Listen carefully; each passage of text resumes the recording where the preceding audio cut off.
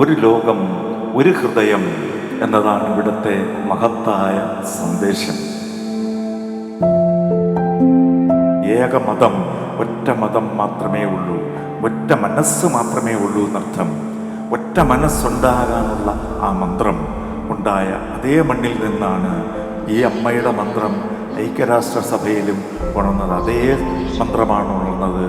ഒരു ലോകം, ഒരു ഹൃദയം, ഒരേ സ്നേഹം.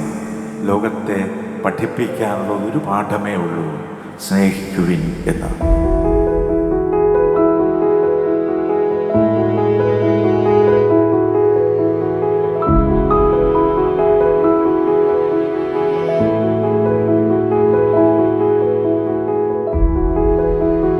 ആദ്യമായിട്ടാണ് സ്റ്റേറ്റ് ലെവല് വരുന്നത്. അപ്പൊ ഇവിടെ വന്നപ്പോ മാത്രമാണ് ഇങ്ങനെ കോമ്പറ്റീഷൻ വൈസ് നടത്തണത്.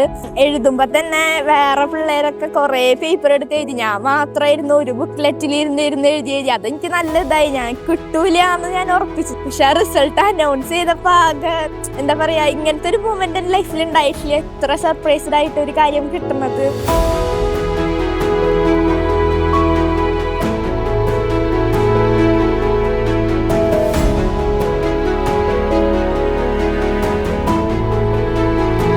ആദ്യമായിട്ടാണ് ഇത്രയും ഹൈ സ്കെയിലൊരു ക്വിസിലൊക്കെ പോകുന്നത്. ഇങ്ങനത്തെ ഒരു ക്വിസിൽ പോയിട്ട് അതിൽ തന്നെ നമുക്ക് ഇത്രയും നല്ലൊരു അച്ചീവ്മെന്റ് കിട്ടിയപ്പം നമുക്ക് ഭയങ്കര സന്തോഷമായി.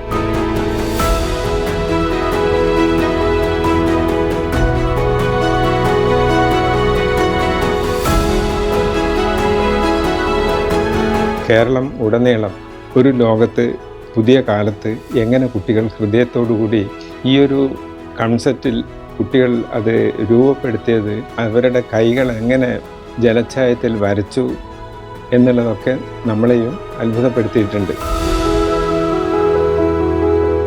ഓരോ കാലത്തും അതിൻ്റെ ഒരു ഭാഷയാണ് ഉണ്ടാവുക. കാലത്തിനനുസരിച്ച് നമ്മുടെ ജീവിതവും ചിന്തയും എല്ലാം മാറിയിട്ടുണ്ട്. അപ്പോൾ അതനുസരിച്ചിട്ടുള്ള ഭാഷയിലും മാറ്റം വരും. നമുക്കതിലൊന്നും ചെയ്യാൻ കഴിയില്ല. ഭാഷയിൽ വരുന്ന മാറ്റങ്ങളൊക്കെ ഏത് തരത്തിലുള്ള മാറ്റം സമൂഹത്തിലുണ്ടാക്കിയാലും അതൊക്കെ സ്വാഭാവികമായിട്ട് വന്നു ചേരുന്നതാണ്. ആ രീതിയിൽ അതിനെ കാണണം എന്നാണ്.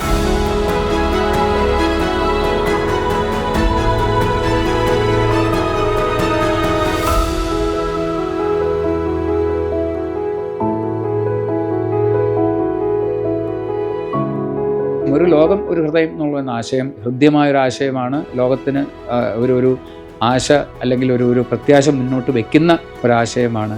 എല്ലാ പ്രദർശനങ്ങളും മത്സരങ്ങളും പരിപാടികളും എല്ലാം അതിന് ഊർജം നൽകുന്നതാണ്.